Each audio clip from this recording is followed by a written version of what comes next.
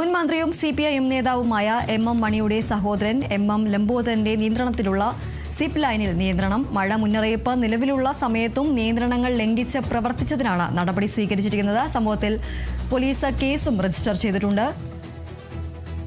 ബിനീഷ് ആന്റണി ചേരുന്ന വിവരങ്ങളുമായി. ബിനീഷ്, ഈ ഒരു മഴ മുന്നറിയിപ്പ് ഉണ്ടായിരുന്ന സമയത്തും ഇത്തരത്തിൽ സിപ്പ് ലൈനിന്റെ പ്രവർത്തനം നടന്നു എന്നതാണ് ഇപ്പോൾ പറയുന്ന കാരണം. എന്തൊക്കെയാണ് മറ്റു വിവരങ്ങൾ?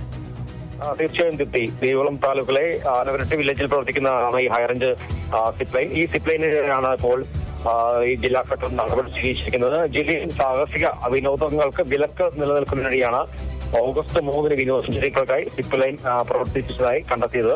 ഇതിനെ തുടർന്നായിരുന്നു ഈ ജില്ലാ കളക്ടർ ഇത്തരത്തിൽ ഉത്തരവിറപ്പിച്ചത്. കൂടാതെ അടിമാലി പോലീസ് കേസും എടുത്തിട്ടുണ്ട്.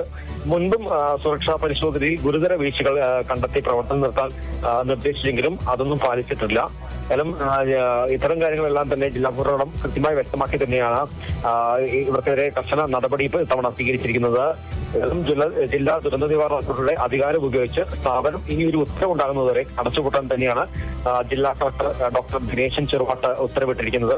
ഉത്തരവ് കർശനമായി നടപ്പാക്കാൻ ജില്ലാ പോലീസ് മേധാവിക്കും ദേവികുളം തഹസിൽദാർക്കും നിർദ്ദേശം നൽകിയിട്ടുണ്ട്. ശരി, ബിനീഷ് ആന്റണിയാണ് വിവരങ്ങൾ നൽകിയത്.